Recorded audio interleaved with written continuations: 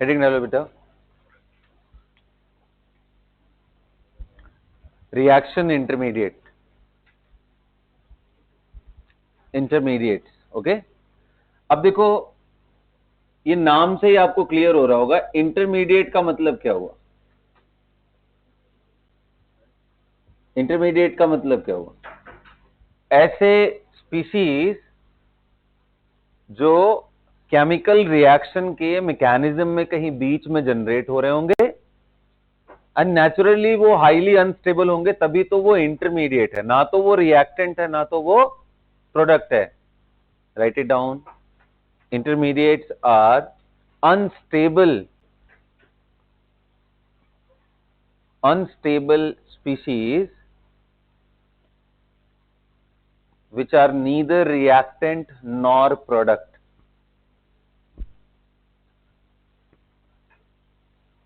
which are neither reactant nor product। आगे लिखो, आगे लिखो, intermediates are produced during the course of reaction, intermediates are produced during the course of reaction, intermediates are produced during the course of reaction। ठीक है बेटा, सबको clear है? तो इसकी लिस्ट हम बनाते हैं, क्या क्या है इसके अंदर। सबसे पहला पार्ट है इसका रेडिकल।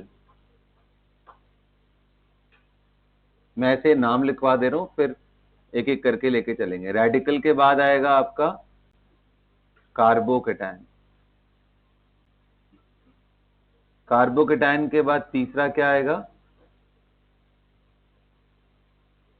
कार्बन आयन,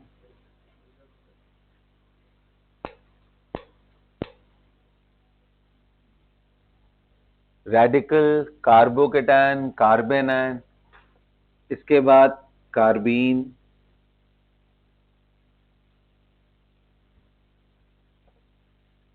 नंबर 5 पे आएगा बेंजाइन, नंबर 6 पे आएगा नाइट्रीन। अच्छा देखो, कुछ के तो आपको सिर्फ इंट्रोडक्शन समझने हैं, है ना। सो उन दोनों में नाम है, एक बेंजाइन का और एक नाइट्रीन का। रेडिकल, कार्बोकेटायन, कार्बेनाइन, इनको काफी डिटेल में पढ़ना है। कार्बीन का भी इंट्रोडक्शन है, थोड़े से हमारे पास रिएक्शन है, उनको पढ़ना। सो हेडिंग डालो रेडिकल, रेडिकल इंटरमीडिएट। सो भाई ये रेडिकल इंटरमीडिएट क्या होता है?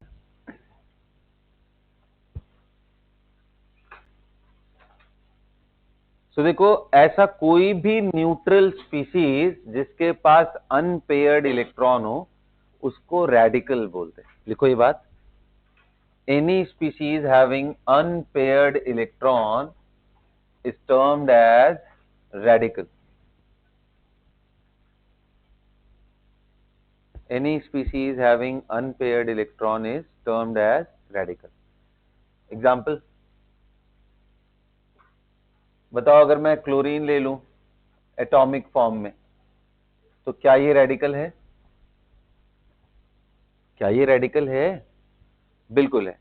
तो जनरली उसका जो एक डॉट इलेक्ट्रॉन रह जाता है ना, उसको ही हम दिखाते हैं, बाकी सबको बोलते हैं अंडरस्टूड है कि बाकी इलेक्ट्रॉन है। तो या तो ऐसे लिखा हो या ऐसे लिखा हो, एक ही बात है। This is chlorine radical. Which radical is this? Do we have unpaired electron? Yes, we have. 2, 4, 6 electron तो पेयर्ड है, एक अनपेयर्ड रह गया। समझ आया? अच्छा जी, अब दिमाग में आएगा सर ये बनता कैसे है, कैसे बन सकता है? तो radicals are formed by homolysis. कैसे बनता है ये मैंने पहले भी आपको बताया। Radicals are formed by homolysis, मतलब बॉन्ड ऐसे तोड़ो कि अपने शेयर्ड इलेक्ट्रॉन अपने अपने एटम लेके निकल जाएं, तो ये रेडिकल बनता है।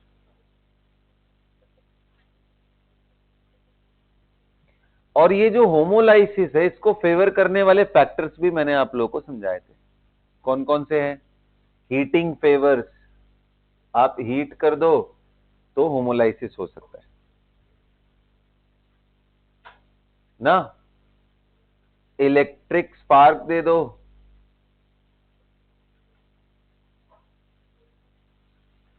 Factors favouring homolysis, electric spark. आप लाइट दे दो, अल्ट्रावायलेट लाइट, या ऐसे सुटेबल फ्रीक्वेंसी का लाइट दे दो जिससे वो बॉन्ड टूट जाए।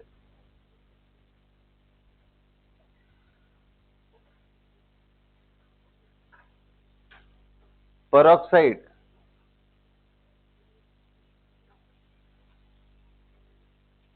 पेरोक्साइड को हीट कर दो या पेरोक्साइड के साथ HNO ले लो तो भी रेडिकल प्रोड्यूस हो सकता है।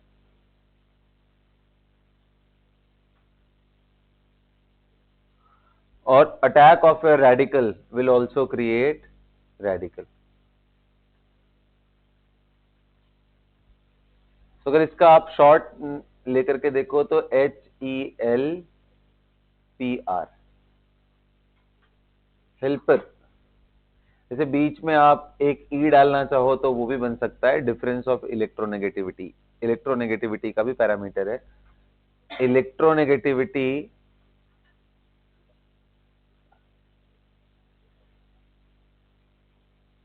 Gap should be low. HNO light या हीटिंग, या सिंपल पेरोक्साइड भी लिख लोगे भी चलेगा, कोई दिक्कत नहीं। सो इतने फैक्टर हैं जो किसको फेवर करते हैं? होमोलाइसिस को। आप ई ऐड करना चाहो तो ई भी ऐड कर सकते हो। इलेक्ट्रोनेगेटिविटी, लो इलेक्ट्रोनेगेटिविटी गैप, और इलेक्ट्रोनेगेटिविटी गैप शुड बी लो ना। जैसे मान लो ClCl का बॉन्ड, ये सारे फैक्टर किसके हैं? रेडिकल फॉर्मेशन के, है ना। रेडिकल फॉर्मेशन के ये सारे स्टेप्स हैं, इसको आपको ध्यान रखना है। ओके बेटा, आइए मैं और कुछ स्टेप दिखाता हूं एग्जांपल में। जैसे वो दिखा दिया, आपको ये भी दिखाता हूं कि मान लो ये क्लोरीन रेडिकल है और वो जा करके CH4 मॉलिक्यूल से, न्यूट्रल स्पीसीज से टकरा गया। तो जैसे ही इसके साथ टकराएगा, पता है, ये हाइड्रोजन को ले जाएगा, और हाइड्रोजन को लेके गया तो ये बन जाएगा HCl, और बगल में क्या जनरेट हो जाएगा? CH3 dot. क्योंकि देखो मैंने इसलिए हाफ एरो दिखाया है, पूरा नहीं दिखाया है, मतलब उसको H डॉट चाहिए, H सिर्फ अपने इलेक्ट्रॉन के साथ आ जाए। तो जब इस बॉन्ड को होमोलाइसिस के हिसाब से तोड़ोगे तो C पे डॉट आएगा, H पे डॉट आएगा,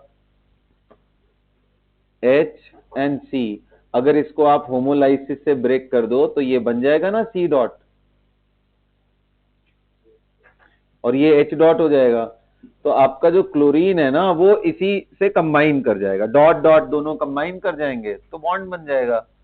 तो दिस इज HCl, एंड दूसरा क्या बन गया? CH3।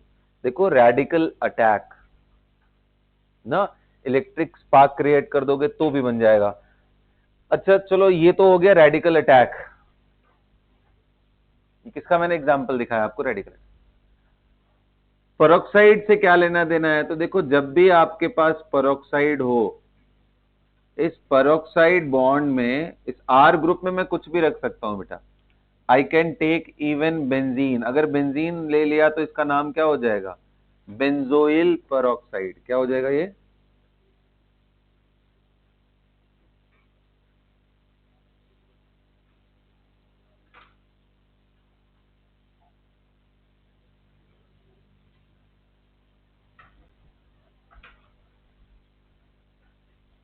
Benzoyl peroxide. अब अगर आप इसको गर्म करो, HNO दे दोगे तो ये टूटेगा। टूटने के बाद, अच्छा यहीं से क्यों टूटेगा? क्योंकि जहां पे भी लोन पेयर बगल में पड़े हो और सिग्मा बॉन्ड हो, तो लोन पेयर रिपल्शन की वजह से उनका बॉन्ड अच्छे से बन नहीं पाता है, ये ओवरलैप अच्छे से नहीं हो पाएगा। अगर यहीं बगल में लोन पेयर डाल दोगे तो ये रिपेल करेंगे एक दूसरे को, तो इनको अच्छे से ओवरलैप नहीं करने देंगे, इसलिए पेरोक्साइड बॉन्ड कमजोर होता है। पेरोक्साइड बॉन्ड ही नहीं बेटा, कोई भी सिंगल बॉन्ड जिसमें दोनों एटम के पास लोन पेयर हो, सब कमजोर होते हैं, सारे कमजोर होते हैं। Consider the case of C double bond O B R, ये भी कमजोर है। कंसिडर द बॉन्ड, समझ रहे हो ना, यहां से टूट जाएगा। Consider the bond where we have N H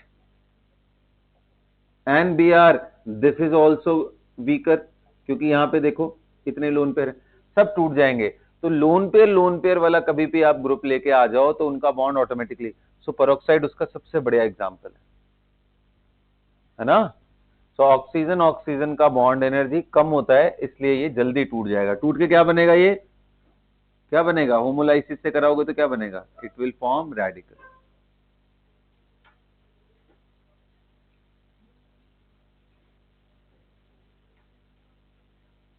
it is going to form radical, note it down. Examples हैं ये सब रेडिकल फॉर्मेशन के। सो रेडिकल्स फिर से बताओ कौन से स्पीशीज होते हैं, ऐसे स्पीशीज जिनके पास अनपेयर्ड इलेक्ट्रॉन। क्या वो स्टेबल होंगे, नहीं होंगे, क्योंकि अनपेयर्ड इलेक्ट्रॉन है तो जल्दी से वो कंबाइन करना चाहिए। बनता कैसे है, तो मैंने बताया अगर होमोलाइसिस हो, होमोलाइसिस कैसे हो सकता है, इतने सारे तरीके, हीटिंग कर दो, इलेक्ट्रिक स्पार्क, लाइट, पेरोक्साइड का प्रेजेंस ले लो, इलेक्ट्रोनेगेटिविटी का गैप कम रखो, रेडिकल अटैक करो, तो ये सारे फैक्टर्स है जिसका शॉर्ट फॉर्म में मैंने बताया, आप हेल्पर लिख करके याद कर सकते हो।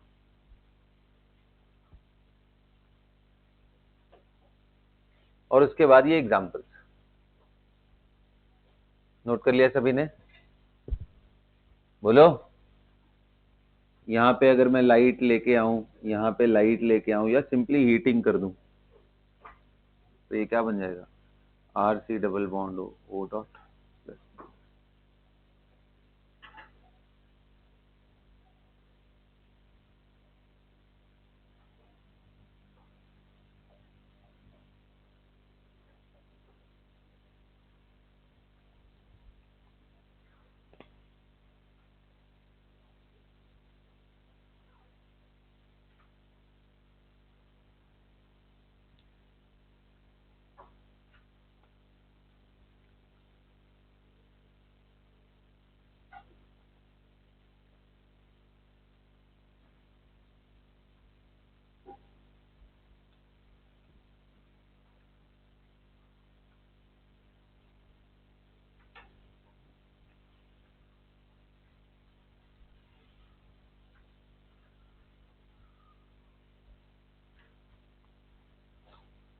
सबने नोट कर लिया।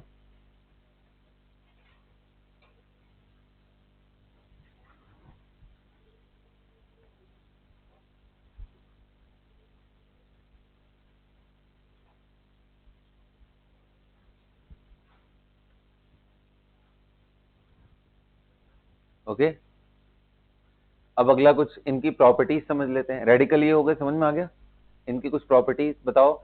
रेडिकल्स पैरामैग्नेटिक होंगे या डायमैग्नेटिक, क्योंकि उनके पास अनपेयर्ड इलेक्ट्रॉन, लिखो radicals are paramagnetic in nature, और पैरामैग्नेटिक कोई भी हो वो मैग्नेटिक फील्ड में अट्रैक्ट होगा, लिखो radicals are paramagnetic species and they are attracted in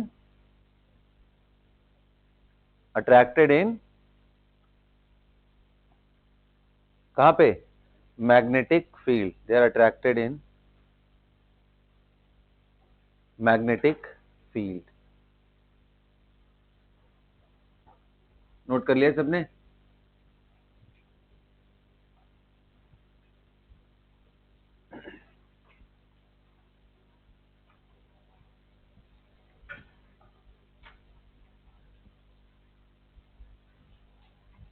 okay बेटा,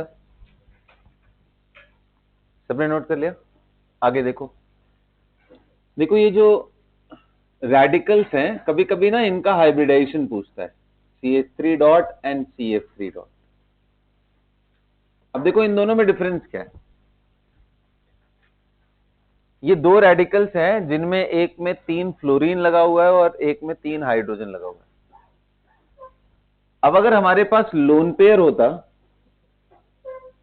तो याद करो हम इसको स्टेरिक नंबर में काउंट करते हैं, 1, एंड ये साइड एटम को स्टेरिक नंबर में काउंट करते हैं। स्टेरिक नंबर कितना होता है, lone pair plus number of side atoms, ऐसे ही करते थे ना हम लोग, साइड एटम्स या फिर number of sigma bond form by the central atom, एक ही बात होता है, क्योंकि एक एटम के साथ एक ही सिग्मा बनता है, डबल नहीं बनता है। सो ये अगर हम जोड़े तो ये आता है 1 + 3, टोटल मिला के 4। तो हाइब्रिडाइजेशन हमें मालूम है कि भाई एस से स्टार्ट करना है, पी के 3 ऑर्बिटल एट द मैक्स होते हैं, इतने लेने हैं जिससे कि हमारा स्टेरिक नंबर का जो रिक्वायरमेंट है वो कंप्लीट हो जाए। जैसे 4 चाहिए तो हमें 4 ऑर्बिटल का पार्टिसिपेशन चाहिए, सो 1 एस और 3 पी। सो आंसर क्या हो गया, sp3। लेकिन पंगा यहां पे क्या है कि ये रेडिकल है, डॉट है, ये लोन पेयर नहीं, इसमें उतना रिपल्शन का कैपेबिलिटी नहीं है। तो कायदे से तो आंसर होगा कि अगर वो डॉट नहीं रहे तो ऐसे केस में 3 एटम है, जैसे कार्बोकेटायन का केस ले लो, only 6 electron are there and steric number हमारा 3 आएगा क्योंकि 3 साइड एटम है, हाइब्रिडेशन प्योर sp2 आता है। लेकिन इन दोनों के बीच में कौन सा केस आ रहा है, डॉट। भाई ना तो ढंग से ये लोन पेयर है, ना तो ढंग से ये गायब ही है, तो कायदे से तो इसका आंसर आता है बिटवीन sp2 टू sp3। ना तो ट्रू sp2 है, ना तो ट्रू sp3 है। लेकिन एग्जाम में अगर सिर्फ क्वेश्चन इतना ही पूछ दे कि बताओ ये sp2 है या sp3, कोई एक ही साइड लेना है, तो जब इस डॉट के किनारे अगर हाइड्रोजन एटम हो गया, लो इलेक्ट्रोनेगेटिव एटम हो गया, तो आंसर sp2 कर देना, और अगर हाई इलेक्ट्रोनेगेटिव एटम हो गया तो आंसर sp3 कर देना। अब कहोगे सर ऐसा क्यों, तो देखो बेटा, हाई इलेक्ट्रोनेगेटिव एटम ना जिस भी ऑर्बिटल के साथ ओवरलैप करने की कोशिश करता है उसके अंदर p कैरेक्टर ज्यादा बढ़ा देता है, p कैरेक्टर ज्यादा इंक्रीज कर देता है। और p character sp2 and sp3 में किसमें ज्यादा है, नेचुरली sp3 में। इसमें 3p है और इसमें 2p ही है, सो p कैरेक्टर ज्यादा हो गया, इसलिए CF3 का हाइब्रिडाइजेशन sp3 की तरफ लेंगे और CF3 का sp3 एंड CH3 डॉट का sp2 लेंगे। इतना बात नोट करो, जल्दी करो, हाइब्रिडेशन नोट करो।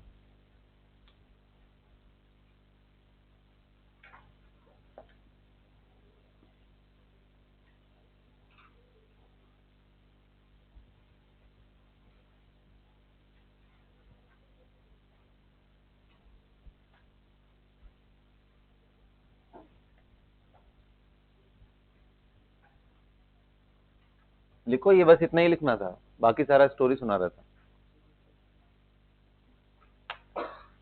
Hybridization of CH3 dot is sp2 whereas CF3 dot is, क्यों हुआ ऐसा, सब समझ में आ गया सबको, वेरी गुड, बहुत बढ़िया।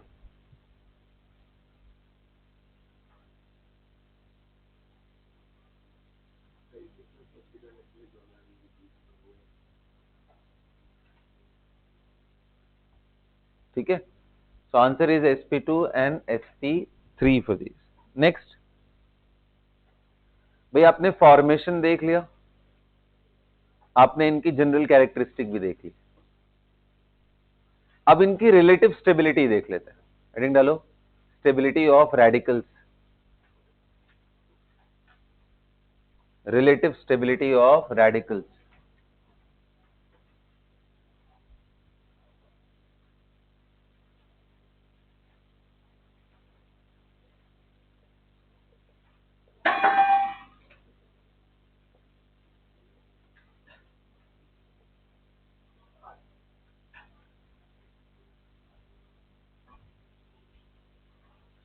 अब क्या सीधा सीधा क्वेश्चन में पूछूं, क्योंकि आपको मैंने सारे इलेक्ट्रॉनिक डिस्प्लेसमेंट इफेक्ट पढ़ा रखे हैं, तो देखता हूं आप क्या लॉजिक लगाते हो, और फिर बाद में इनके फैक्टर्स में लिख दूंगा, पहले तो क्वेश्चन ही लिखते हैं। आओ चलो, तो आपके सामने एक रेडिकल दे रहा हूं CH3 डॉट, दूसरा दे रहा हूं CH3 CH2 डॉट, तीसरा दे रहा हूं CH3 CH and CH3 dot, चौथा दे रहा हूं CH3 C CH3 and CH3 dot. ये चारों में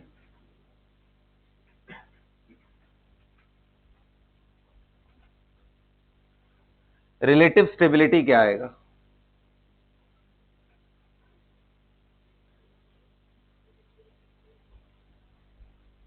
कौन ज्यादा स्टेबल होगा, कौन कम स्टेबल होगा?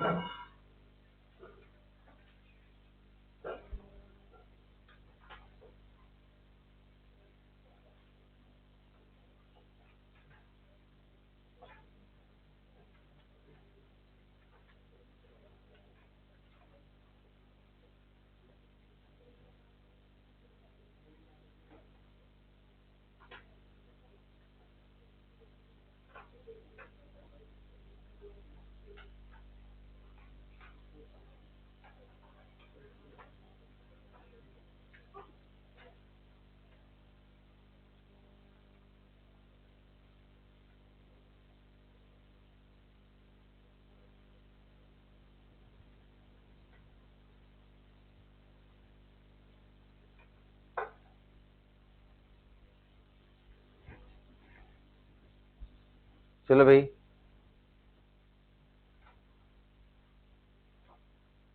कर लिया सबने?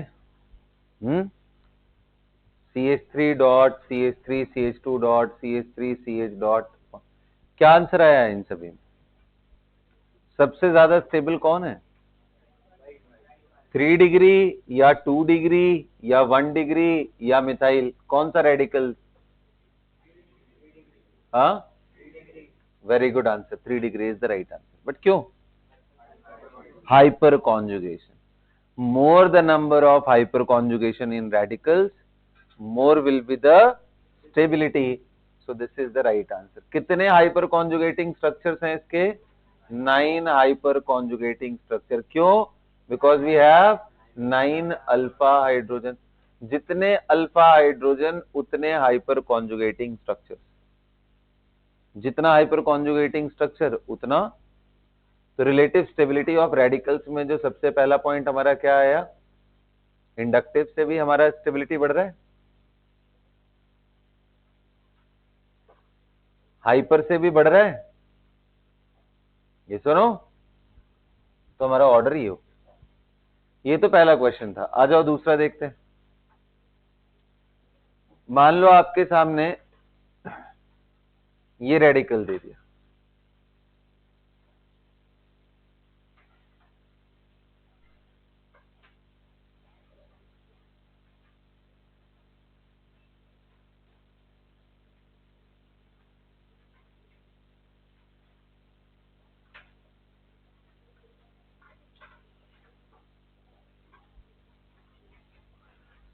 इन तीनों में स्टेबिलिटी ऑर्डर बताइए।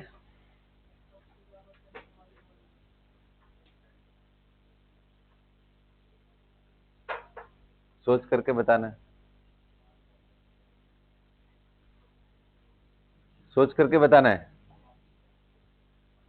आप इलेक्ट्रॉनिक डिस्प्लेसमेंट इफेक्ट्स को ध्यान में लेके आओ। इंडक्टिव, दूसरा कौन सा? हाइपर, और उनकी इफेक्टिविटी भी। इफेक्टिविटी सबसे पावरफुल इफेक्ट कौन सा होता है? एरोमेटिक। उसके बाद एरोमेटिसिटी, उसके बाद गुड रेजोनेंस, ये सुनो। उसके बाद कौन सा? हाइपर। और सबसे खराब कौन सा होता है? इंडक्टिव। और ये दोनों पुअर इफेक्ट है, वीक इफेक्ट है। वीक मतलब सबसे ज्यादा इंपॉर्टेंस इन दोनों को देना है। मुझे बताओ कितने लोगों को दिखाई दे रहा है कि सर यहाँ चलो हाइपर कॉन्जुगेशन माना 1 है, लेकिन कितने लोगों को दिखाई दे रहा है कि सर रेजोनेंस है? ये सो नो। अगर रेजोनेंस है तो उसमें तो ट्रू डीलोकलाइजेशन होता है ना। हाइपर में तो लैटरल अट्रैक्शन ही था सिर्फ। याद आ रहा है तुम लोग को? हाइपर में क्या बताया था? बस यही मैंने बोला था, रियल में तो बस इतना ही होता है इनके बीच में। ये क्या अट्रैक्शन है? कुछ नहीं, इलेक्ट्रॉन की मोबिलिटी ही नहीं हो रही। यहां तो प्रॉपर इलेक्ट्रॉन मोबिलाइज होता है। वैसे इस तरीके से दिखाओ, ज्यादा अच्छा है कि आप इलेक्ट्रॉन, क्योंकि यहाँ पे 7 इलेक्ट्रॉन है, तो बेटर ये है कि आप ऐसे दिखाओ, 5 इलेक्ट्रॉन को इधर की तरफ मूव करो, तो डॉट यहां क्रिएट हो। ठीक है। सो यहां रेजोनेंस भी है +1 हाइपर कॉन्जुगेटिंग स्ट्रक्चर। यहां पे 3 to 5 to 7 hyper conjugating structure. और याद करो, मैंने बोला था हाइपर कॉन्जुगेशन का जो अपना पावर है वो कार्बोकैटायन में सबसे ज्यादा होता है, क्योंकि रेडिकल में ना तो कोई प्लस चार्ज होता है और ना ही कंप्लीट डेफिशिएंसी। कार्बोकैटायन में दोनों चीज, 6 इलेक्ट्रॉन भी है, पॉजिटिव भी है, तो वो बगल वाले इलेक्ट्रॉन क्लाउड को और स्ट्रांगली खींचता है। इसलिए हाइपर कॉन्जुगेशन का इंपॉर्टेंस, हाइपर का जो इंपॉर्टेंस है हाइपर कॉन्जुगेशन का, वो कार्बोकैटायन में कहीं ज्यादा होता है एज कंपेयर टू रेडिकल। इसलिए रेजोनेंस आए तो चुपचाप उसको डोमिनेट करा दो। इसलिए बोलते हैं कि allyl and benzyl radicals are much more stable than 3 degree radical. Note करके लिख लो। Since the power of hyperconjugation is very less in case of radicals, since the power of hyperconjugation is very less in case of hyperconjugation, sorry, in case of radicals, since the power of hyperconjugation is very less in case of किसी case में radicals, तो क्या होगा फिर? hence allyl and benzyl radical will be much more stable than 3 degree. Allyl and benzyl, what do I mean by that? Allyl and benzyl मतलब क्या? ये होता है ना अलाइल रेडिकल, सबको मालूम है। अलाइलिक कार्बन, बेंजाइलिक कौन हुआ? This is benzylic. ये अलाइल रेडिकल है और ये क्या है? Benzyl radical. Which is more stable, allyl और बेंजाइल? अलाइल और बेंजाइल तो बहुत नजदीक होते हैं ये, इन दोनों में बहुत गैप नहीं होता है। अब कहोगे सर इसमें 5 रेजोनेंस है, इसमें तो 2 ही रेजोनेंस है, तो इसको डोमिनेट करना चाहिए। बट आप देखो ये रेजोनेंस कितने खराब क्वालिटी का है। आप एरोमेटिक रिंग का इलेक्ट्रॉन बाहर खींचने की कोशिश करोगे, जल्दी देगा क्या अपना इलेक्ट्रॉन? नहीं देगा। तो इसलिए क्वालिटी में भी बहुत फर्क पड़ता है, दोनों बड़े नजदीक होते हैं।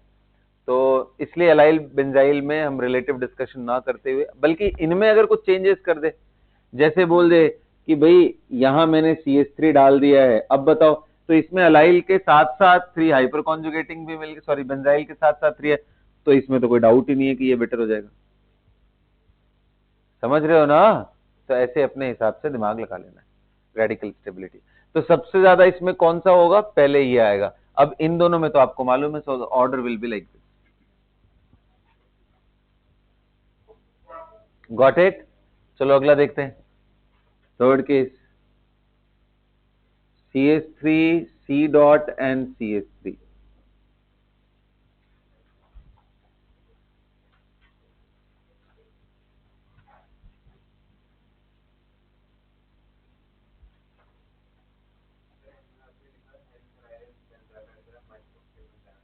3 डिग्री रेडिकल।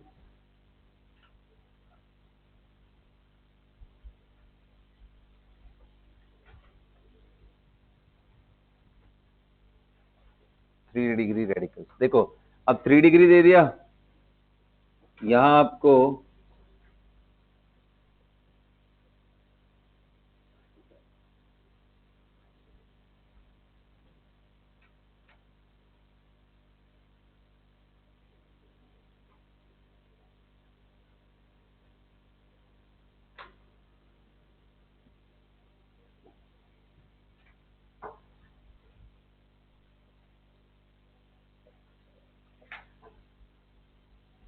ये तीनों में बताइए स्टेबिलिटी का ऑर्डर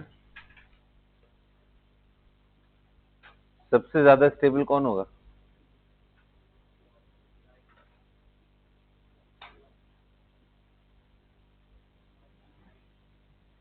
बोलिए बेटा।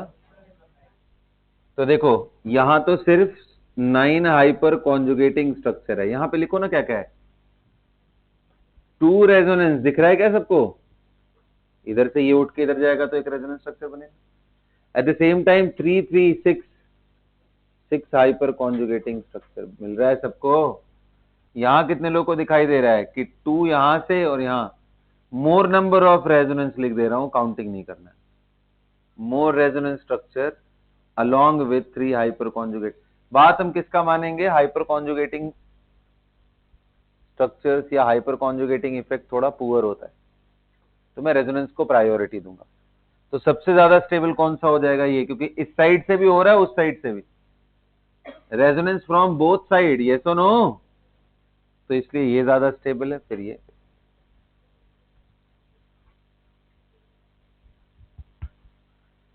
ऐसे सोच समझ करके करना है आपको। Is that clear? बोलो।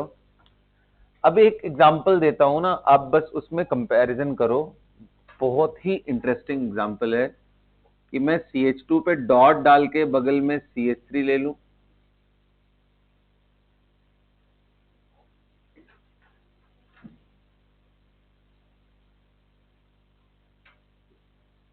इनफैक्ट पूरा 3 डिग्री ले लेता हूं,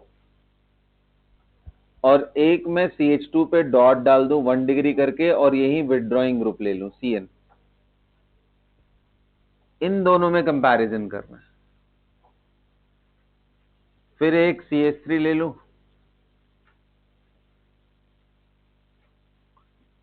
यही CH2 पे डॉट डाल करके C डबल बॉन्ड OH ले लूं। कंपैरिजन। तो बताओ इन दोनों में कौन रेडिकल आपको ज्यादा स्टेबल अपने कॉमन सेंस से लग रहा है? कौन लग रहा है और क्यों? फर्स्ट वाले केस।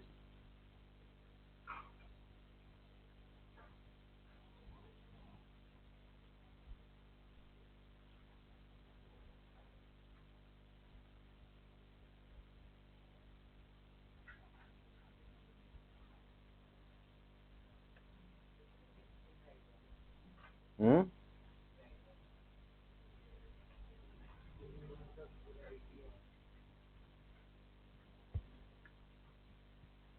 दो ही तो है यार।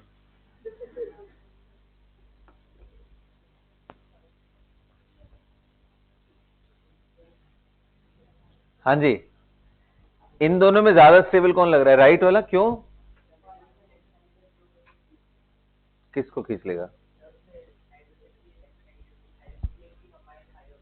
हाँ ठीक है, बात सही बोल रहे हो, माइनस आई इफेक्ट आएगा। I completely agree. उससे क्या होगा?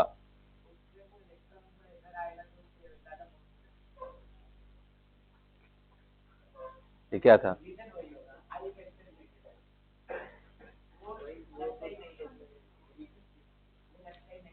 ये तो नो ब्रेनर है, आई इफेक्ट होगा, वो सबको दिख रहा होगा कि कार्बन की इलेक्ट्रोनेगेटिविटी इस कार्बन से ज्यादा है, sp हाइब्रिडाइजेशन है, ऊपर से नाइट्रोजन लगाया तो माइनस आई ही है। सबको पता है ये बात। स्पेशल क्या है इसमें? ये क्यों उस माइनस आई से ये क्यों स्टेबलाइज या डिस्टेबलाइज होगा? तो पहले समझो, ऐसे समझो। देखो भाई, एक कार्बन के पास, पहले तो ये समझ में आ रहा है ना ये अनस्टेबल क्यों है? बेचारे के पास सिर्फ 7 इलेक्ट्रॉन है। ये सुनो, इलेक्ट्रॉन चाहिए इसको। Radical is unstable because of the presence of unpaired electron in complete octet.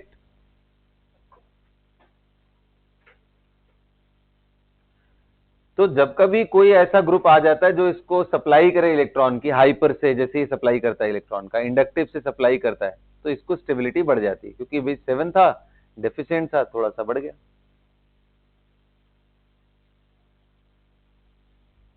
Resonance में भी तो यही हो रहा है, रेजोनेंस में तो बल्कि और अच्छे से सप्लाई कर रहा है, रेजोनेंस में तो बढ़िया से सप्लाई कर रहा है पूरा पूरा, जबकि हाइपर में तो सिर्फ नॉर्मल अट्रैक्शन ही होता है। सो जितने भी इलेक्ट्रॉन डोनेटिंग ग्रुप है वो उसको स्टेबलाइज करते हैं, इसमें कोई डाउट नहीं। अच्छा, मैं यहीं पे एक चीज लिखूंगा, देखो ध्यान से, CH3 एंड CH2 पे dot and CH3, sorry vinyl ले ले रहा हूं, एंड एक ले ले रहा हूं ट्रिपल बॉन्ड पे। इन सभी में इलेक्ट्रोनेगेटिविटी आपको मालूम है, इसका sp2 हाइब्रिडाइजेशन है, इसका sp हो गया, इसमें s कैरेक्टर बहुत ज्यादा हो जाएगा, क्योंकि यहाँ साइड में तो वैसे भी कोई एटम नहीं है। और वैसे मैंने बोला था ट्रू हाइब्रिडाइजेशन तो आपको मालूम है बिटवीन sp2 टू sp3 के बीच में रहता है, तो आप ऐसा समझ लो कि इसमें sp कैरेक्टर। इन तीनों कार्बन की इलेक्ट्रोनेगेटिविटी अगर मैं पूछूं तो आपको मालूम है इस कार्बन से ज्यादा इलेक्ट्रोनेगेटिव ये, क्योंकि जैसे जैसे s कैरेक्टर बढ़ता है इलेक्ट्रोनेगेटिव, एक तो बेचारा खुद ही 7 इलेक्ट्रॉन रखा हुआ है, ऊपर से इलेक्ट्रोनेगेटिविटी बढ़ा दे रहे हो, तो हम तुरंत रूल क्या लगा देंगे, high electronegative atom electronically deficient हम नहीं कर सकते। सो बेसिकली आप जैसे जैसे इलेक्ट्रोनेगेटिविटी बढ़ाते जाओगे, एक तो वैसे ही 7 इलेक्ट्रॉन डेफिशिएंट था, कार्बन तक तो चलेगा, बट कार्बन sp स्टेट में आ जाए तो मुश्किल, इसलिए इस तरह के रेडिकल्स नहीं मिलते हैं नेचर में, ये मिल जाएगा ये नहीं, इसमें ये ज्यादा स्टेबल होगा इसके कंपैरिजन में। Vinyl radical does not exist, ये मिलता ही नहीं है नेचर में।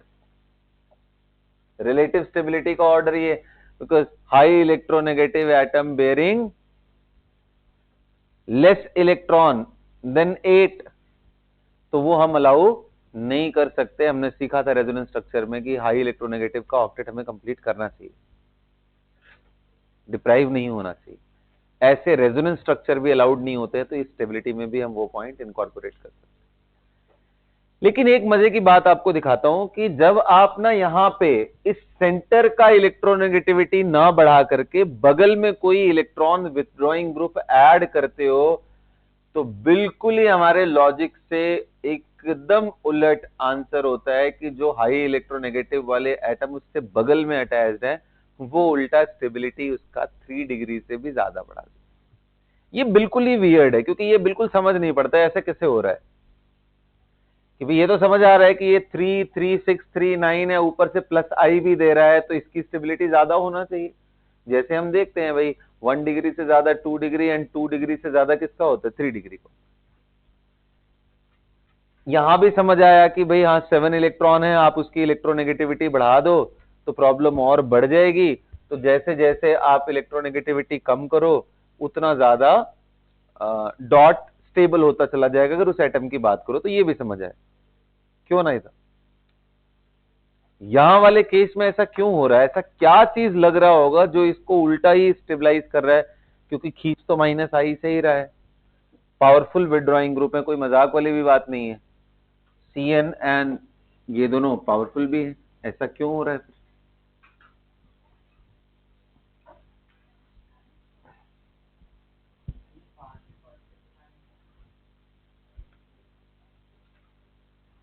तो यार और सोच करके बताओ, उससे क्या होगा, आधे पे रुको मत, ऑब्वियस चीज मत बताओ, ये खींचेगा तो ऑब्वियस सी चीज है कि इस पे प्लस आएगा पार्शियल, है ना, ये अगर खींचेगा इलेक्ट्रॉन तो नेचुरली इस पे पार्शियल पॉजिटिव है। तो देखो ऐसा बोलते हैं, ध्यान से समझना, ये बड़ा माइन्यूट लेवल पे, बहुत ही माइन्यूट लेवल पे, और ये सिर्फ यहीं पे आपको दिखाई देगा, इसके अलावा पूरे ऑर्गेनिक केमिस्ट्री में कहीं नहीं मिलने वाला। ठीक है, तो देखो क्या है ये समझाता हूं। एक बात बताओ, नेचुरली अगर मैं मॉलिक्यूलर ऑर्बिटल्स का कॉन्फ़िगरेशन करना शुरू करूं, क्योंकि नॉर्मल एटॉमिक लेवल पे तो अब है नहीं, ये सारे कई सारे एटम मिलकर के ये मॉलिक्यूल बनाए, सो उस आपको मालूम है कि एटॉमिक ऑर्बिटल कंबाइन करते हैं तो बॉन्डिंग एंटी बॉन्डिंग ऐसे डेवलप होता है। और आपको ये भी आइडिया रहना चाहिए कि जैसे जैसे आप हाई इलेक्ट्रोनेगेटिव एटम अटैच करते जाओगे, मॉलिक्यूलर ऑर्बिटल की एनर्जी को वो ड्रैग करके नीचे की तरफ लेता आता है। मैं यहां कार्बन रखूं, यहां नाइट्रोजन रखूं, तो दोनों के 1s में बहुत बड़ा गैप है। कार्बन का 1s अगर इस जगह पे है तो नाइट्रोजन का 1s इस लेवल पे होगा, unlike homo nuclear diatomic. Hydrogen hydrogen हो गया तो दोनों का 1s सेम ही लेवल पे होता है। तो इनका bonding lower, anti bonding higher.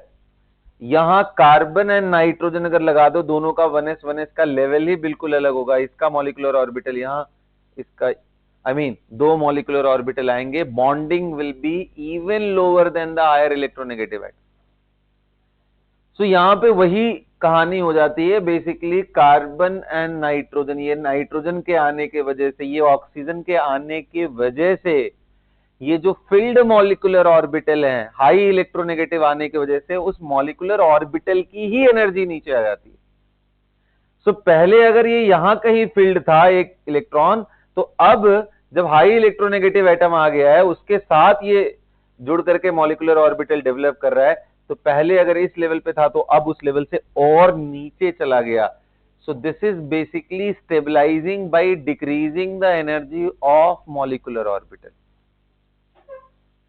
इसके अलावा और कोई तरीका ही नहीं है जिससे आप समझ सकते हो। So you can not explain this behaviour with the help of valence bond theory. वहां पता भी नहीं पड़ेगा, वहां तो बल्कि उल्टा लग रहा होगा कि ये खींचेगा तो सर इस पे पार्शियल पॉजिटिव लेके आएगा, डेफिशिएंसी थी तो और खराब हो जाएगा, ऐसा लगेगा। जबकि रियलिटी में बिल्कुल इससे उलट होता है। और वो सिर्फ और सिर्फ आप एमओटी से ही एक्सप्लेन कर सकते हो कि मॉलिक्यूलर ऑर्बिटल की एनर्जी को ही लोअर कर देता है। एंड जो पार्शियली फिल्ड मॉलिक्यूलर ऑर्बिटल की एनर्जी लोअर हो गई तो एनर्जी घट गई उस इलेक्ट्रॉन की जहां वो भरा हुआ है, एनर्जी घट गई तो स्टेबिलिटी बढ़ गई। नोट डाउन करके लिखो, ये लास्ट और सिर्फ ये इसी इन्हीं इन्हीं जो मैंने कुछ एग्जांपल्स लिखवाए हैं इनके लिए ही लिखना। इनफैक्ट आप अगर समझ में आ रहा है ना, इनफैक्ट अगर आप सी डबल बॉन्ड ओ और यही डॉट डाल दो तो ये भी स्टेबल होता है, मोर स्टेबल होता है किससे, 3 डिग्री से।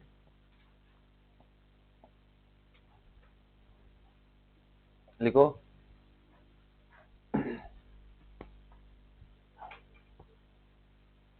आप चाहो तो इनको एक्सेप्शन में लिख सकते हो क्योंकि ये दिमाग में ऐसे नहीं आता है। नॉर्मल अगर थॉट प्रोसेस रखे तो बिल्कुल नहीं पता पड़ेगा, तो ये बिल्कुल अलग से ही एकदम लिख लो, ठीक है ना।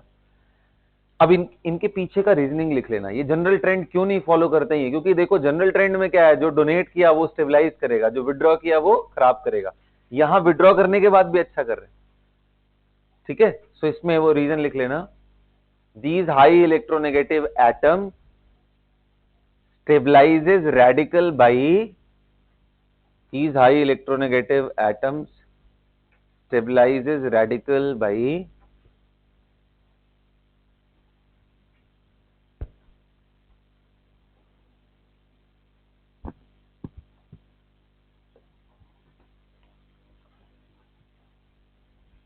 stabilizes radicals by, कैसे स्टेबलाइज करते हैं इन रेडिकल को, बोलो। stabilizes these radicals by what, बोलो ना, हाँ लिखो, by decreasing the energy of molecular orbitals in which these partially filled electron is there.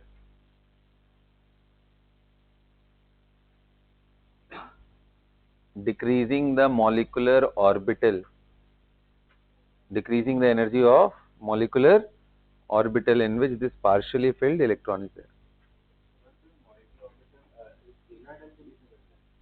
हाँ, बल्कि मॉलिक्यूलर ऑर्बिटल सिर्फ दो एटम के बीच में तभी बनता है जब दो ही एटम आ रहे हो। मल्टीपल एटम आ रहे हो तो पॉली एटॉमिक का मॉलिक्यूलर, इसलिए तो इसमें मैं डिटेल में नहीं गया वो कौन सा है, सिग्मा है, सिग्मा कुछ नहीं बताया, जो भी होगा वो डिक्रीज कर देगा, ठीक है। The decreases the energy of molecular orbital.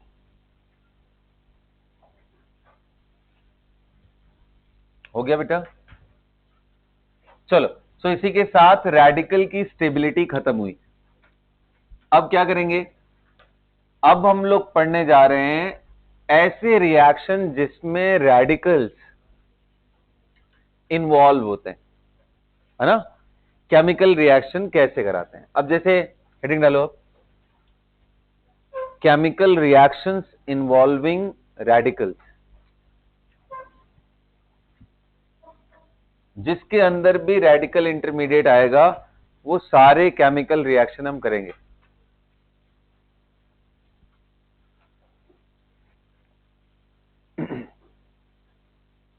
ठीक है,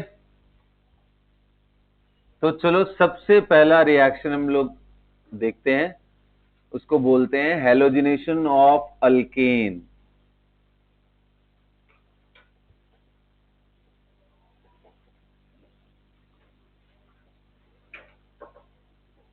हैलोजिनेशन ऑफ अल्केन, देखो बेटा रिएक्शन ऐसे लिख के आता है, ध्यान से समझना थोड़ा। CH4 और मैं बोल दूं कि इसके साथ क्लोरीन था और यहां लाइट इसके साथ सेंड किया, ऊपर थोड़ा पार्शियली एक्सपोज किया, तो इसका प्रोडक्ट आएगा CH3Cl और HCl।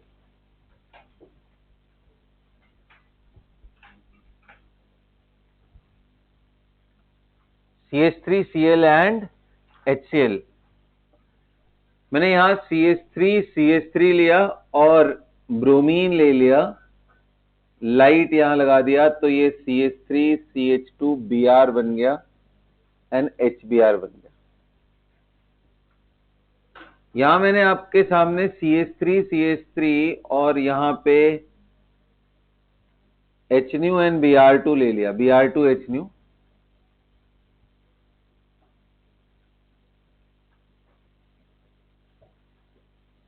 क्या प्रोडक्ट बन गया?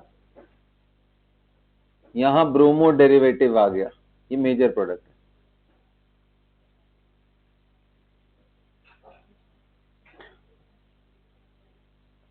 ये रिएक्शन तो पहले दिमाग में रखना है। ये किस तरह के रिएक्शन में बता रहा हूं? Halogenation is radical substitution reaction. Radical substitution का मतलब एक रेडिकल आया, उसने एक एटम को यहां से भगा दिया और खुद वहीं बैठ गया। देखो CH4 में से एक हाइड्रोजन को किक आउट कर दिया और खुद वहीं जाके बैठ गया। सो Cl radical is basically removing the H dot from here and यहीं पे खुद बैठ गया। तो ये सब्स्टिट्यूशन है, एक आया और एक को भगा दिया बाहर। देखो, halogenation of alkane is an example of radical substitution reaction. Radical substitution reaction. Hallucination of alkane is an example of radical substitution reaction.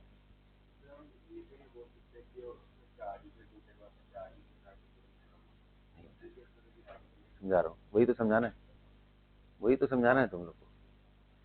सबने नोट कर लिया यहां तक?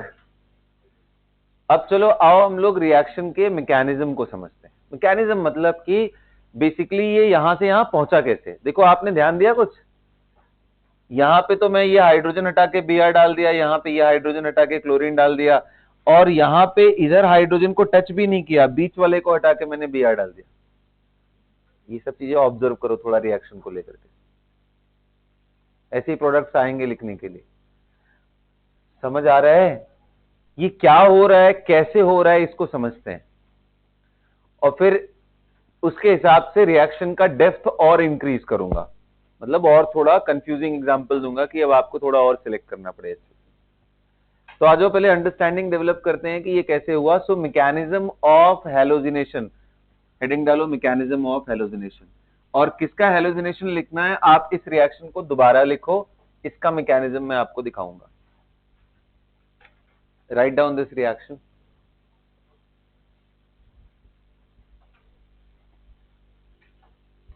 आओ चलो मैकेनिज्म देखते हैं इसका कैसे होगा।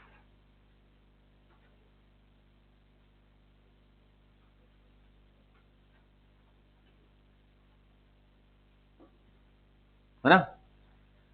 अभी मैंने थोड़ा देर पहले आपको समझाया था कि रेडिकल फॉर्मेशन के लिए कौन से कंडीशन रिस्पॉन्सिबल हैं, कौन से फेवरेबल कंडीशन है संस्कार। हाँ,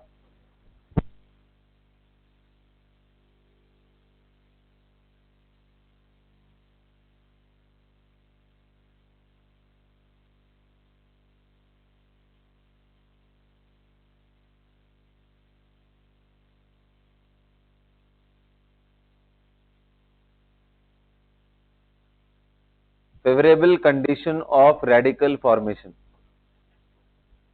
कौन से कंडीशन बताए थे जिसमें रेडिकल बनता है।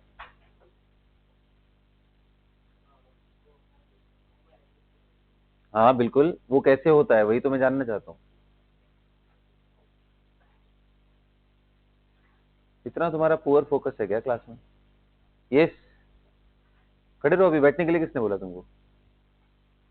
रवजोत, खड़े हो जाओ।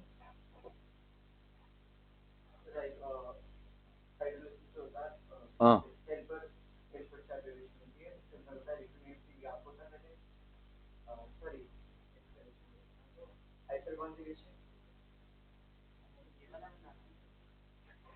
फेवरेबल फैक्टर में और क्या बताया, क्या और क्या लगेगा बताओ फेवरेबल कंडीशन। हाँ बिल्कुल बिल्कुल, हाँ सही, चलेगा चलेगा चलेगा चलेगा तुम्हें। हाँ, अटैक ऑफ रेडिकल। इन सबसे ऊपर मैंने एक बात बताई थी कि अगर कहीं पे एच न्यू दिख रहा हो तो ऐसे बॉन्ड को तोड़ना हो, जो ऐसे बॉन्ड को तोड़ना है जो सबसे कमजोर है। क्या आपको इन पूरे रिएक्टेंट मॉलिक्यूल में कोई कमजोर बॉन्ड दिखाई दे रहा है। कौन सा बॉन्ड देखो, और कमजोर बॉन्ड पहचानने का भी तरीका मैंने बताया था। सिया बताओ क्या बताया था, कौन से बॉन्ड कमजोर होते हैं उसको देखने का क्या तरीका है। ये देखो तुम लोग का मैं फोकस दिखा रहा हूं क्लास में, मतलब कितना ज्यादा रह रहा है। ठीक है, फिर हाथ वहां पहुंच गया, एकदम नीचे रहना चाहिए। हाँ बिल्कुल,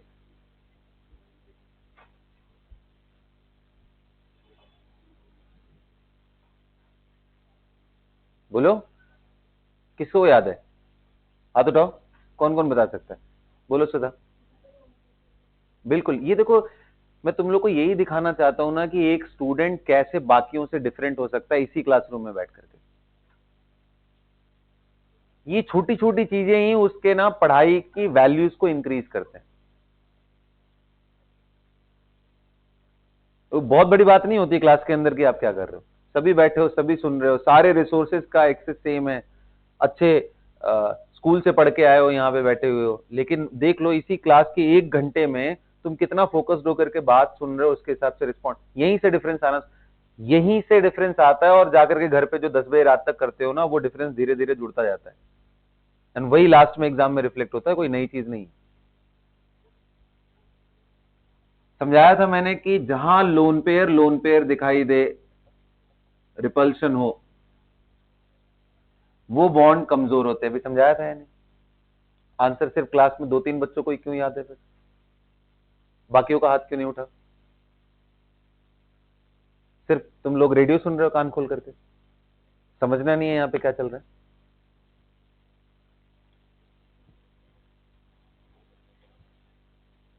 सो अब यहाँ पे अगर आप लाइट लोगे तो सबसे कमजोर बॉन्ड यही है, तो सबसे जल्दी टूटेगा। क्या होगा इसका, होमोलाइसिस।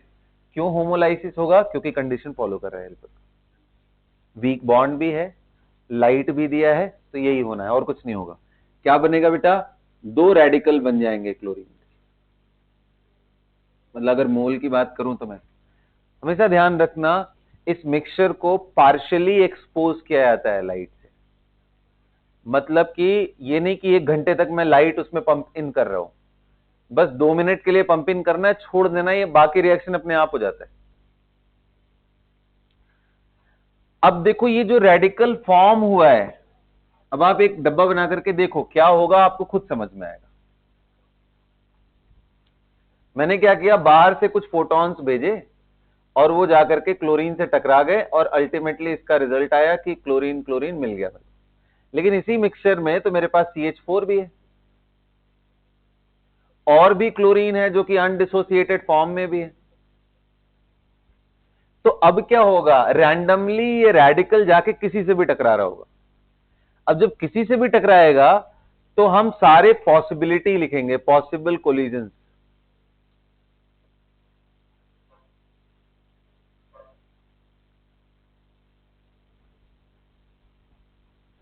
अब पॉसिबल कोलिजन में क्या होगा, ये जो Cl डॉट निकल के आया है, this is going to collide, chances are there to collide Cl dot with another Cl2। बताओ इसके पास कितने इलेक्ट्रॉन है, 7। ये हमेशा चाहेगा कि इसका इलेक्ट्रॉन कंप्लीट हो जाए, 8 मिल जाए। वो जैसे इस पे टकराएगा, कितने लोग कह रहे हैं इसके इलेक्ट्रॉन को लेने की कोशिश करेगा, ये छोड़ के बाहर निकल जाएगा। तो मतलब क्लोरीन क्लोरीन एंड एक Cl डॉट निकल गया। कोई फायदा हुआ? इधर Cl डॉट एंड Cl2 था, इधर Cl2 एंड Cl डॉट। ये कोई प्रोडक्टिव रिएक्शन हुआ? अनप्रोडक्टिव कोलिजन है, कुछ नहीं होता इससे। फिर अगला देखते हैं, अगला क्या हो सकता है भाई? अगला ये हो सकता है कि ये Cl डॉट जाके CH4 से लड़ जाए, ये Cl डॉट मैंने आपको इससे लड़ा दिया। अगर इससे टकराएगा तो अब फिर क्वेश्चन आता है, देखते कौन आंसर करता है। अब CH4 से टकराया तो मैं क्या बनाऊं? शुड आई फॉर्म CH3Cl और should I form HCl?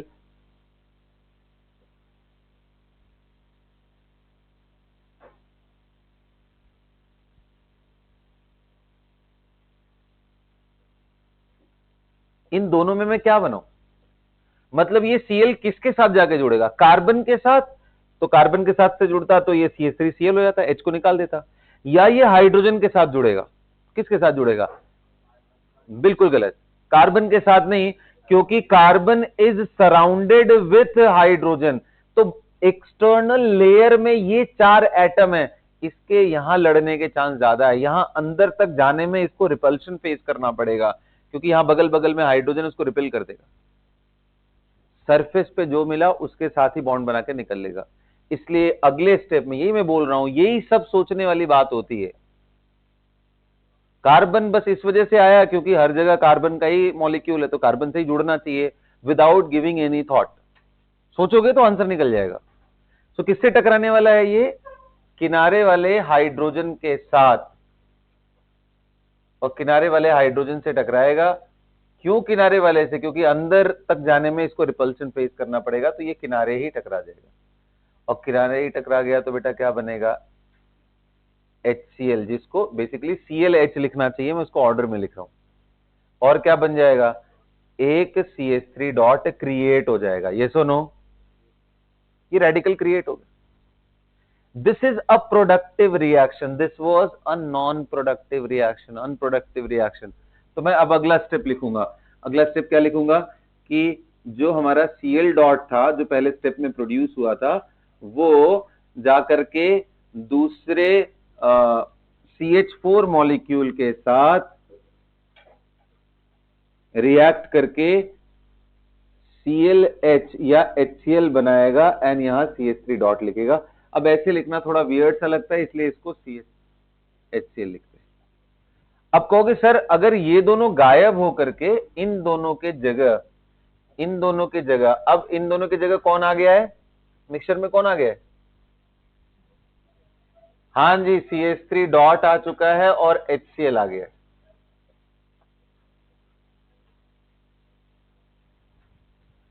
CH3 dot आ गया है और कौन आ गया है? HCl।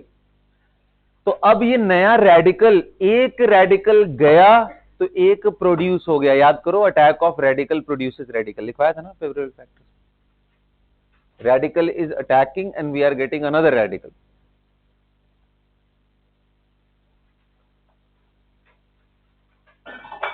अब ये जो दूसरा रेडिकल है, ये क्या चुप बैठेगा? नहीं, ये भी अंदर ढूंढ करके, क्योंकि रेडिकल है तो वो अनस्टेबल है बाबा, वो किसी न किसी से रिएक्ट करेगा, वो जाके कोलाइड करेगा। तो कितने लोग कह रहे हैं अगले स्टेप में जो कहानी बनेगी कि एक CH3 रेडिकल हो सकता है CH4 से टकरा जाए। तो अब क्या बनाऊं? CH3 बॉन्ड बनाऊं या CH3H के साथ टकराएगा? किसके साथ टकराएगा? H के साथ। तो क्या बन गया? एक और CH4 और फिर से दूसरा CH3 रिलीज हो गया। क्या ये भी अनप्रोडक्टिव रिएक्शन है? दूसरा पॉसिबिलिटी क्या है कि CH3 डॉट जाके किसके साथ टकरा जाए, इसी सॉल्यूशन में क्लोरीन है इसके साथ टकरा जाए और ये देखो प्रोडक्टिव हो जाएगा, क्योंकि CH3 डॉट अगर Cl2 के साथ टकराया तो क्या बनेगा, CH3Cl, एंड फिर क्या बन जाएगा, मतलब मजे की बात देख रहे हो, ये दोनों जैसे ही गायब हुए तो अब बन तो गया हमारे पास CH3Cl, लेकिन एक Cl डॉट फिर पैदा हो गया। अब Cl डॉट फिर पैदा, फिर वही कहानी, Cl डॉट फिर टकराना शुरू करेगा, तो Cl डॉट फिर से CH4 के साथ प्रोडक्टिव कोलिजन करेगा, फिर ये बनेगा और फिर ये बना तो फिर ये एक chain reaction, vicious chain reaction है ये, और इसके लिए किसी लाइट का अब जरूरत है ही नहीं, प्रोवाइडेड हर स्टेप अपने आप में सफिशिएंट एनर्जी ड्रिवन होने चाहिए, मतलब ओवरऑल अगर ये एक्सोथर्मिक हुआ तो अपने आप ये रिएक्शन होता जाएगा, इंडोथर्मिक हुआ तो बाहर से कांस्टेंट हीट सप्लाई करना पड़ेगा वरना रुक जाएगा।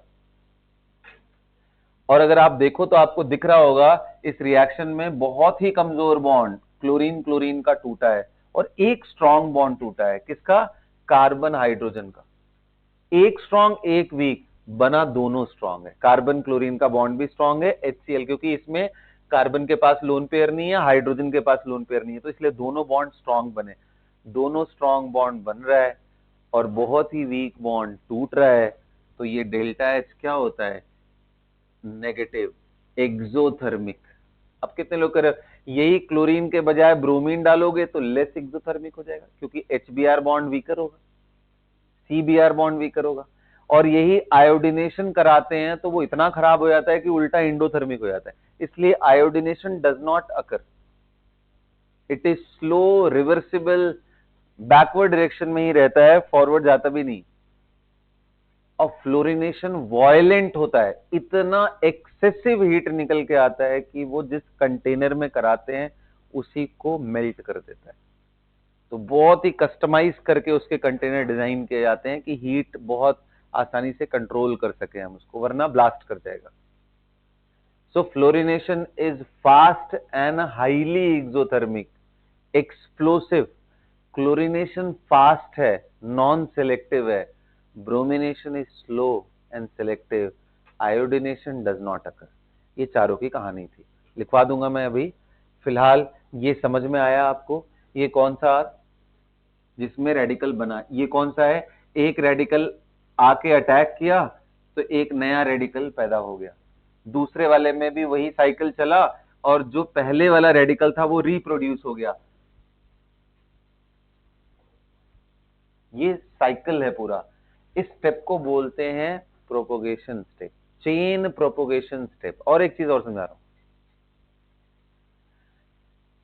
कहोगे सर ये चलता जाएगा, लास्ट में एक ऐसा भी तो केस बच सकता है कि Cl डॉट किसी दूसरे Cl डॉट से कंबाइन कर जाए, या Cl डॉट किसी CH3 डॉट डॉट डॉट का कंबाइन करने का चांस इसलिए है क्योंकि रिएक्टेंट में डॉट नहीं था, रिएक्टेंट न्यूट्रल स्पीसीज का कॉम्बिनेशन था सारा, डॉट तो हमने बस हल्का सा लाइट एक्सपोज करके डाला है, इसलिए रेडिकल तब कंबाइन करेंगे जब रेडिकल ही सारे प्रोड्यूस हो जाए, यहाँ प्रोड्यूस रेडिकल सारे नहीं थे तो कोलिजन के उनके चांसेस बहुत रेयर है, लेकिन लास्ट में जब कुछ नहीं बचने वाला है तो दो डॉट आपस में कंबाइन भी कर सकते हैं, ये तो बड़ा आसान है भाई, इसको भी इलेक्ट्रॉन चाहिए, इसको भी इलेक्ट्रॉन चाहिए, आपस में कंबाइन कर गए, इसलिए कभी कभी पूछता है क्या इस प्रोसेस में इथेन के भी कुछ मॉलिक्यूल मिल सकते हैं क्या, तो आंसर है यस, दो अगर CH3 डॉट आपस में जुड़ गए तो ये बन जाएगा, और इनफैक्ट अगर क्लोरीन क्लोरीन ही टकरा गए तो Cl2 भी बन जाएगा। ये जो स्टेप है जिसमें दो रेडिकल मिलके नया रेडिकल नहीं पैदा कर रहे हैं, इसको टर्मिनेशन स्टेप बोलते हैं, टर्मिनेशन। सो रेडिकल रिएक्शन अगर आप देखोगे, अनलेस पहले ही स्टेप में सारे रेडिकल बन जाए, अगर वैसा नहीं है, पार्शियल एक्सपोजर किया गया है, रेडिकल रिएक्शन हमेशा 3 स्टेजेस में होते हैं, पहला होता है इनिशिएशन, दूसरा होता है प्रोपोगेशन, चेन, और ये कौन सा है, टर्मिनेशन। हाँ, टर्मिनेशन से बनने वाले जो प्रोडक्ट्स हैं वो रेयर क्वांटिटीज में होते हैं, क्योंकि उनका पॉसिबिलिटी बहुत लो होता है, लास्ट में होता है, एकदम खत्म होने वाला होगा तब जाकर के ये बनेगा। और इसका कोलिजन सबसे ज्यादा चांसेस है, इसलिए मेन इसका अगर कोई प्रोडक्ट बन रहा हो, जैसे HCl इसका प्रोडक्ट है, जैसे CH3Cl इसका प्रोडक्ट है, दोनों को जोड़ दो, अगर इन दोनों रिएक्शन को जोड़ दो तो देखो Cl डॉट गया, CH3 डॉट गया, तो मेन रिएक्शन आ गया। देखो इन दोनों को जोड़ोगे तो मेन रिएक्शन। तो इस रिएक्शन का कोर पार्ट ये है, प्रोपोगेशन स्टेप। ये तो, और ये तो बस ये बताने के लिए कि रिएक्शन शुरू कैसे होगा, तो कोर पार्ट ये है। समझ आया? नोट करो जल्दी। हाँ जी, क्यों? देखो मुझे ये बताओ, एक हाइड्रोजन दूसरे हाइड्रोजन से रिएक्ट क्यों करता है? क्योंकि इसके पास 1s1 एक अनपेयर्ड इलेक्ट्रॉन, इसके पास भी 1s1 एक अनपेयर्ड इलेक्ट्रॉन। अनपेयर्ड इलेक्ट्रॉन है तो हमेशा बॉन्ड बना करके पेयरिंग हो जाती है, याद है valence bond theory? An atom combines with another atom to pair its unpaired electron। कैसे कंबाइन करता है? By overlapping their orbitals. तो ये तो पहला स्टेप है बॉन्डिंग का। अगर अनपेयर्ड है तो दोनों आपस में आके बॉन्ड बना लेंगे।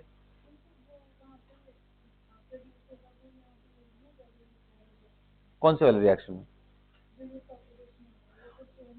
हाँ, तो वही तो मैं बोल रहा हूं कि ये होता जाएगा, लेकिन आखिरी स्टेज में जब पहुंचेगा, जब मॉलिक्यूल्स खत्म होने रहेंगे, तब तो इस कंटेनर के अंदर रेडिकल्स ही बचे होंगे ना, तो वो आपस में जुड़ जा रहे हैं। तुम कराते जाओ, एक एक मॉलिक्यूल को खत्म करते जाओ, जो मैंने अभी यहाँ पे दिखाया था तुमको। जब ये कंबाइन, अरे ये मैंने एक क्लोरीन तोड़ा है, एक ही क्लोरीन टूटेगा क्या? मतलब अगर मान लो 5% of the chlorine is broken, 5% मान लो 100 लिया था हमने, 5Cl2, तो कितने रेडिकल प्रोड्यूस हुए? 10Cl dot. कुछ इस तरह के रिएक्शन में जा रहे होंगे, कुछ बचे होंगे, लास्ट में से कंबाइन कर जाएंगे। तो मतलब एक दिखाने के लिए बस एक ही ब्रेक किया। ठीक है, समझ आया? तो इसको समझने का सबसे बढ़िया तरीका है, बॉक्स बना लो, पार्शियली एक्सपोज करो और खुद से कॉम्बिनेशन बना बना करके सोचो। तो ये आएंगे बेटा, और ये अच्छे से आना चाहिए, क्योंकि ये मैकेनिज्म एग्जामिनेशन में पूछता है ना। अगर आपको मैकेनिज्म ध्यान नहीं है तो इस तरह के आंसर आप नहीं कर सकते हो। पूछता भी एग्जाम में, do we get CH3 as a product in the whole process? Yes, but in traces, बहुत कम अमाउंट में मिलेगा, इनका क्वांटिटी बहुत ज्यादा नहीं है, बहुत कम रहेगा। जल्दी नोट करो, बोलना क्या हुआ? हाँ, इसलिए तो वो है ना, रिएक्शन रुकने का मतलब रिएक्शन अब खत्म हो गया, टर्मिनेशन स्टेप भी होगा। क्या हुआ? मैं अभी लिखवा रहा हूं ना, इसको यहां तक नोट कर लिया।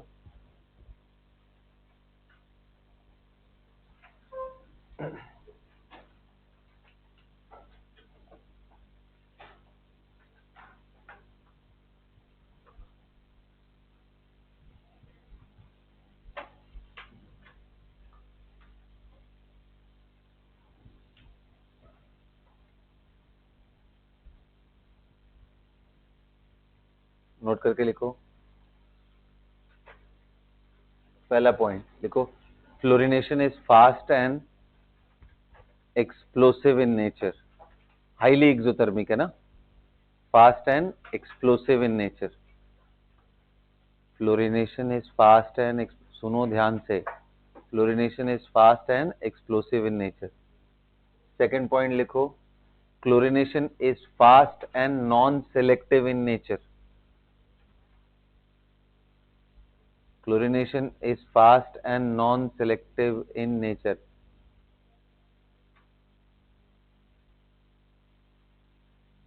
हाँ, थर्ड लिखो, bromination is slow and selective. Bromination is slow and selective in nature. Bromination is slow and selective in nature.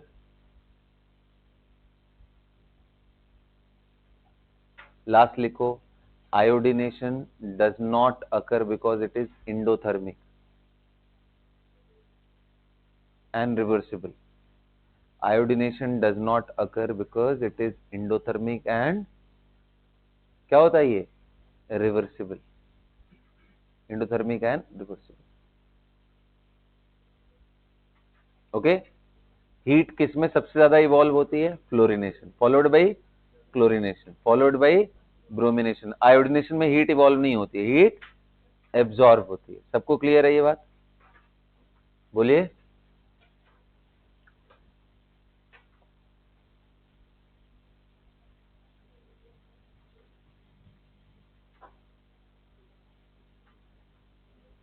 सबको क्लियर हो गया? हेलोजिनेशन सबको समझ आ गया? अब देखो, मैं ये डिफरेंस जो भी बात का है ये मैं समझाता हूं, थोड़ा ध्यान से समझना। जो मैंने अभी थोड़ी देर पहले आपको क्या बताया था कि chlorination is non selective in nature, whereas bromination is selective. अब इसका मतलब मैं समझाता हूं। एक मॉलिक्यूल लेता हूं और इसका रिएक्शन कराता हूं।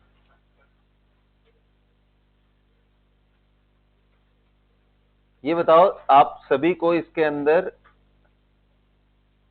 अगर मैं मान लो इसका क्लोरीनेशन लाइट के साथ कराता हूं और एक बारी इसी मॉलिक्यूल का मैं ब्रोमिनेशन कराता हूं लाइट के साथ, एक क्लोरीनेशन एक ब्रोमिनेशन, आपने देखा होगा कि यहां अल्काइल रेडिकल बन रहा है।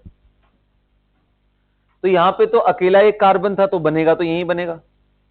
यहां एक कार्बन नहीं है, यहां CH के बहुत सारे बॉन्ड है। सो कोलाइड करने की पॉसिबिलिटी हर जगह है, यहां पे भी है, यहां पे। बल्कि ऐसे सोच लो, कितने लोग कह रहे हैं इधर और इधर दोनों एक ही बात है, यहां क्लोरीन लगाओ या यहां लगाओ, देखो सिमेट्रिकल है ना इस कार्बन के बाद। तो यहां पे कोलिजन के चांसेस रिलेटिवली 6 टाइम हायर हैं as compare to individual CH bond, 6 times higher है। लेकिन कोलाइड करने से ही प्रोडक्ट नहीं बनता है, कोलाइड करे, वो बॉन्ड टूटे, रेडिकल बने, उसके बाद चांसेस बनते हैं। और रेडिकल बनेगा ही कब? रेडिकल बनने का ईज कब आसान होगा? या तो जो अटैक करने वाला रेडिकल है वो बहुत पावरफुल एंड एनर्जेटिक हो कि वो इस बात से डिफरेंशिएट ही ना करता हो कौन से हाइड्रोजन हो, भाई तुम 1 डिग्री वाले हो, 2 डिग्री, किसी को भी तोड़ देंगे हम, इतना पावरफुल हो। और या तो अगर वो स्लो हो तो उस जगह पे ही रेडिकल क्रिएट कर पाएगा जहां रेडिकल स्टेबल होते हैं। कौन से रेडिकल स्टेबल होते हैं? 3 डिग्री ज्यादा स्टेबल होता है, अलाइलिक ज्यादा स्टेबल होता है, बेंजाइलिक ज्यादा, भी पढ़ाया था ना स्टेबिलिटी। मुझे बताओ इन सभी में सबसे ज्यादा स्टेबल रेडिकल कौन सा बनेगा? क्या ये रेडिकल स्टेबल है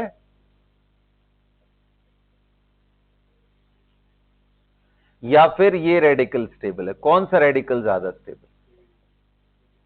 बोलो ना। This radical is more stable, अरे बोलो यार। सो ये स्टेबिलिटी का ऑर्डर। तो स्टेबिलिटी पे कौन जाएगा? जिसको टाइम मिले, जो स्लो हो, जो सिलेक्टिव हो। जो फास्ट है, हाईली एनर्जेटिक है, उसको रेडिकल की स्टेबिलिटी से नहीं, वो तो कोई भी हाइड्रोजन जिससे टकरा गया उसको उड़ा ले जाएगा। तो chlorination is that kind of species या दैट काइंड ऑफ रिएक्शन जहां पे ये फर्क ही नहीं पड़ता है वो कौन सा हाइड्रोजन है। इसलिए क्लोरीन यहां भी जुड़ सकता है, ये भी प्रोडक्ट बनेगा। सो क्लोरीनेशन के प्रोडक्ट देखोगे तो सभी गुड यील्ड में मिलते हैं, कोई नेग्लिजिबल नहीं मिलता है। ये भी बनेगा, बीच में ये भी बन जाएगा, यहां भी क्लोरीन लग जाएगा, क्लोरीन साइड में भी लग जाएगा,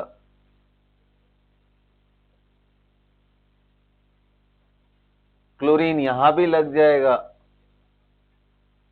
सो क्लोरीनेशन का कहीं पे भी अंत नहीं है, वो सब जगह चलता जाएगा।